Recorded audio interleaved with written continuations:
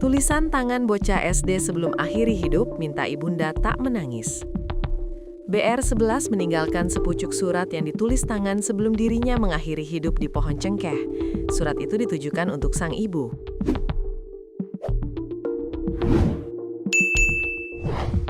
Insiden tragis siswa kelas 4 SDN Rutowaja, Desa Nenawea, Kecamatan Jerebu, Kabupaten Ngada, Nusa Tenggara Timur, NTT, itu mengakhiri hidup pada Kamis 29 Januari 2026 siang. Saat mengevakuasi korban, warga menemukan sebuah pesan tertulis dalam kertas berwarna putih.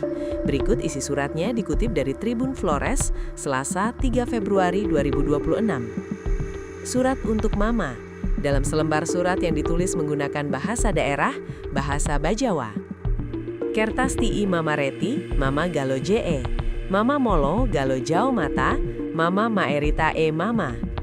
Mamo Galo Jau Mata, Mae Woeritane Gae Ngao Molo Mama. Menurut sumber warga asli Bajawa, isi surat itu adalah: kertas untuk Mama Reti, Mama terlalu kikir. Mama baik sudah. Saya kalau mati jangan sampai menangis, Mama. Mama, saya kalau mati jangan menangis dan cari saya, Baik sudah, Mama. Korban ditemukan tak bernyawa lengkap dengan baju olahraga berwarna merah yang dia kenakan.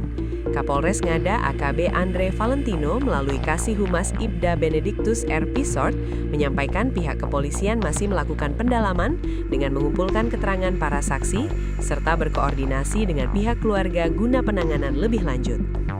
Ibda Benedictus juga mengimbau masyarakat untuk meningkatkan kepedulian terhadap kondisi psikologis anak, khususnya di lingkungan keluarga dan sekolah. Ia meminta agar masyarakat segera melaporkan kepada pihak terkait apabila menemukan indikasi permasalahan yang memerlukan pendampingan. Atas peristiwa ini, Polres Ngada turut menyampaikan bela sungkawa yang mendalam kepada keluarga korban, ujar Ibda Benedictus.